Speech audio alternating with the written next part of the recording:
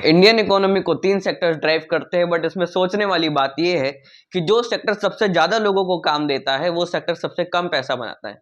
अब ये तीनों सेक्टर्स है कौन से? पहला है प्राइमरी सेक्टर। इसमें जो भी काम आप कोई भी नेचुरल रिसोर्स को यूज करके करते हो, आप अगर कॉटन उगाते हो तो फिर पहले तो आप उसकी सीड्स लाओगे और अब डिपेंड करते हो सनलाइट पे, रेनफॉल पे, क्या क्लाइमेट होने वाला है, क्या वेदर होने वाला है। आप नेचुरल प्रोडक्ट्स बनाने के लिए नेचुरल चीजों पे डिपेंड कर रहे हो। ये एक प्राइमरी सेक्टर की एक्टिविटी हुई। इधर ही आप कोई ओर्स माइन करते हो, आप गोल्ड सिल्वर की माइन से लाते हो, तो भी प्राइमरी सेक्टर की आती है, क्योंकि इसमें सारा एग्रीकल्चर वाला काम आता है। एग्रीकल्चर, फॉरेस्ट्री, डेयरी, फिशिंग, इसलिए इसको एग्रीकल्चर रिलेटेड सेक्टर भी कहते हैं।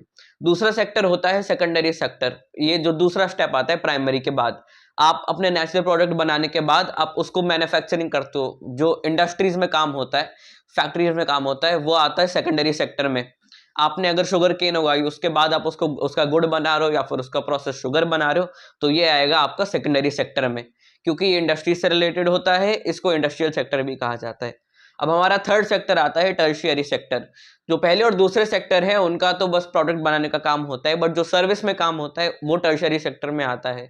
अगर आपने नेचुरल प्रोडक्ट कोई बना लिया और फिर उसको मैन्युफैक्चर कर दिया, तो फिर जो होलसेल रिटेलर एक्चुअली आपका सामान बेचेगा लोगों को, वो टर्शियरी सेक्टर में काम करता है।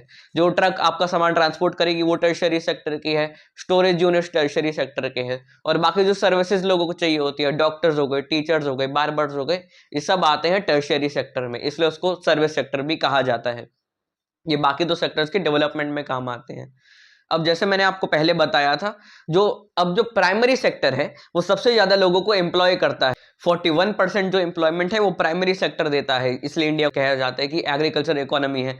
बट अब जो टर्शरी सेक्टर आप देखोगे तो फिर 52 से 55%, मतलब आधा देश की जो इकोनॉमी है, जो जीडीपी है, उसमें वही कंट्रीब्यूट करता है, इवन आधे से भी थोड़ा सा ज्यादा। बट एम्प्लॉयमेंट में वो बस 32% कंट्रीब्यूट करता है। ये सिचुएशन हमारी इसलिए आती है क्योंकि एक फिनोमेना होता है जिसको कहते हैं डिस्गाइज्ड अनएम्प्लॉयमेंट।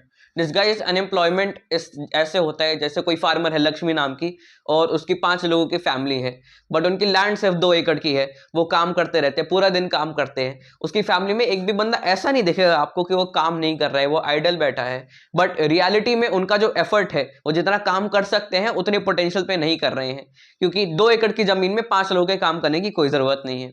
इधर ही अगर जो लक्ष्मी के 2 बेटे हैं वो किसी फैक्ट्री में काम करने चले जाए, या फिर किसी और के लैंड का जो लैंडलॉर्ड है उन्हें हायर कर ले काम करने के लिए, लक्ष्मी का परिवार अब और एक्स्ट्रा पैसे कमा रहा है। हमें बताया जा रहा है क्लास 10 का chapter 2 sectors of the Indian economy में। Thank you, bye bye.